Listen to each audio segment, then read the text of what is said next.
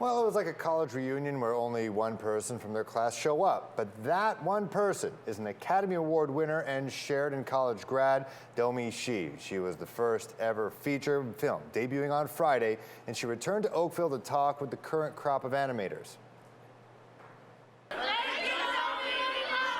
While Sheridan alumni Domee She earned her bachelor's in animation 11 years ago, her legacy and influence has already been felt. The reason why I know about Sheridan in the first place was because of Bao. When I see someone who's passionate about what they do, that makes me so happy. To all of the nerdy girls out there who hide behind their sketchbooks, don't be afraid to tell your stories to the world. She burst onto the scene in 2019 after winning the Oscar for Best Animated Short Film for her movie Bao. Everyone can say, like, I want to be a director, but you have to show something for it. Like, you have to show initiative and actually show that you want to make stuff and that you are making stuff and you're not asking for permission. I'm Maylin Lee. Since then, Domee continues to tell her story. And what better place to start than her hometown of Toronto, which is the backdrop of her first feature, Turning Red. I took it through like Nathan Phillips Square, Dundas Square. We took it into Lake Ontario.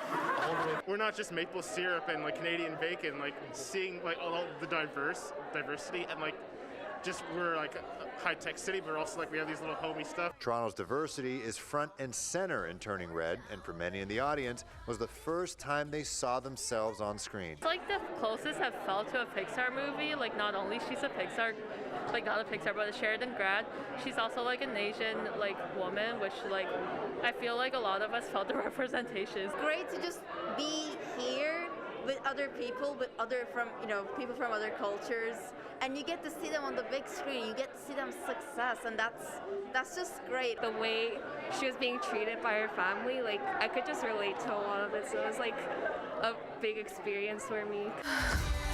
Whoa, you're you! Much like her main character, Maylin, she says getting through this project wouldn't be possible without her friends. It wasn't just me being responsible for representing all of us, and I think that's important, like when we're given these opportunities to tell these specific stories, that we make sure that the rooms are filled with different voices too, that we're not the only ones in the room. While the movie doesn't come out until Friday, what it represents is already inspiring future storytellers. It's really like an eye-opener, because like traditionally you wouldn't expect a Pixar director to be like an Asian female, but not everyone is Domee, but it does open up a door for us. Especially as a transgender student, it feels good and gives me hope for what can come in the future. I'm just going to start again, Well, staying in the Disney family, the new trailer for the Star Wars Obi-Wan Kenobi TV show debut. We're going to talk about that later in the show. And that series also directed by Asian-Canadian woman, Deborah Chow.